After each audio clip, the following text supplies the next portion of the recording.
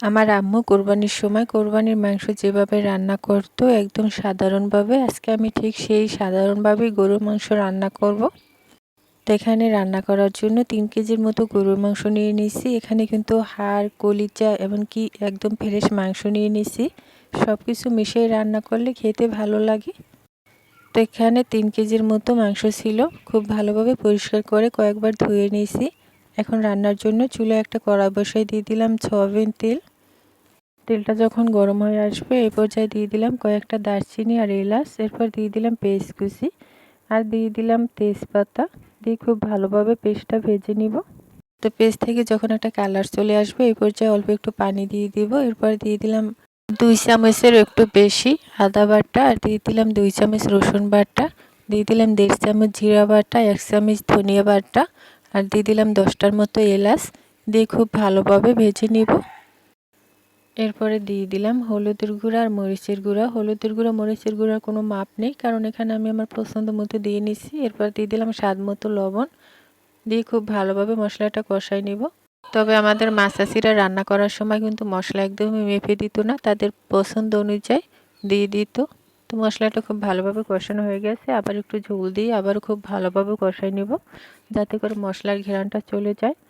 এরপরে দিয়ে দিব গরুর মাংসগুলো দিয়ে খুব ভালোভাবে কষাই নিব।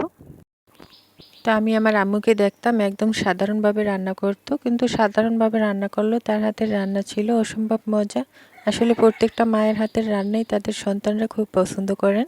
এই পর্যায়ে আমি বাকি মাংসগুলো দিয়ে খুব ভালোভাবে মশলার সঙ্গে মিশিয়ে নিব একটু সময় নিয়ে। আসলে সবার রান্না কিন্তু এক না, এক একজনের রান্নার ধরন এক এক রকম, যার যেরকম পছন্দ হয় সে সেরকমই রান্না করে, এটার কোনো রুলস নেই। তো চুলার জালটা কমাই দিয়ে আমি আস্তে আস্তে খুব ভালোভাবে মশলার সঙ্গে মাংসটা ভেজে নিব একটু সময় নিয়ে।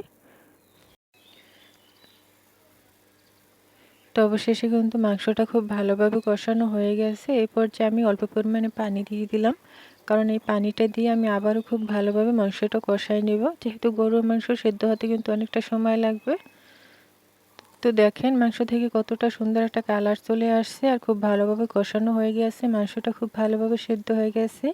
এই পর্যায়ে আমি পরিমাণ মতো ঝোল দিয়ে দিব। তো ঝোলের পরিমাণটা আমি একটু কমাইয়ে দিছি, যেহেতু মাংসটা আমি মাখো মাখো রান্না করব, একদমই ঝোল রাখবো না। তো ঝোলটা দিয়ে প্রায় 30 থেকে 35 মিনিটের মতো জাল করে নিব খুব ভালোভাবে। তো এখানে জালটা কিন্তু বাড়াই দিছি। তো এই পর্যন্ত ভিডিওটা ভালো লাগলে চ্যানেলটা সাবস্ক্রাইব করে পাশে থাকবেন, আর ছোট্ট করে একটা কমেন্ট রেখে যাবেন যাতে করে আপনাদের আইডিটা খুব তাড়াতাড়ি ঘুরে আসতে পারি। তো অবশেষে মাংস কিন্তু রান্না করা হয়ে গেছে, দেখেন কালারটা কত সুন্দর আসছে। আর আজকে গরু মাংসটা খেতে কিন্তু অসম্ভব মজা ছিল।